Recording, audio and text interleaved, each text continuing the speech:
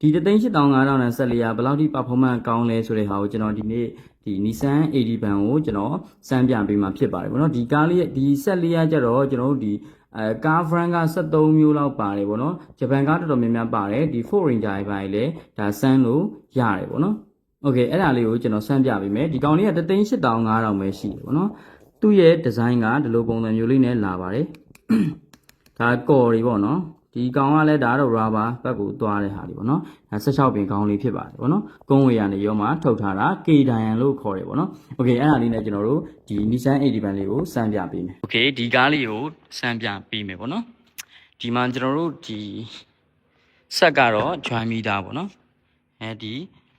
K Dian ဆက်လေးကတော့ join meter ဖြစ်ပါတယ်တော်လဲဖွင့်ပြီးသွားပြီโอเคအဲ့တော့အများကြီးတော့စမ်းမပြတော့ဘူးကျွန်တော်တို့ဒီကောင်ကိုဒီ edited function ကိုမှbody band ကိုပဲကျွန်တော်တို့ဒါ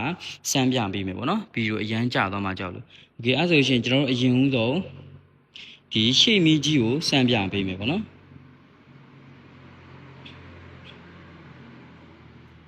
โอเคဒါဆိုရင်ရှင်ဒါရှေ့မီးကြီးဖြစ်ပါတယ်ကျွန်တော်ပြန်ပြီးတော့ off လိုက်မယ်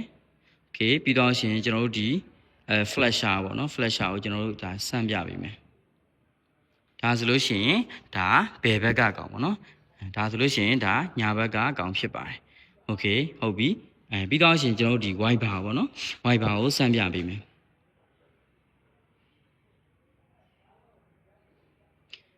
ဒါဆိုရင်လည်းဒါ wiper အလုံးလုံးနေပေါ့နော်โอเคအဲ့တော့ဒီ edited function ကဘယ်လိုပုံစံမျိုးမှာသုံးလို့ရလဲဆိုတော့ဒီ wiper ကောင်းလားမကောင်းလားစမ်းကျင်တဲ့အခါမျိုးမှာဒါသုံးလို့ရတယ်ရှေ့မီးကြီးတွေတကယ်ကောင်းလားမကောင်းလားစမ်းကျင်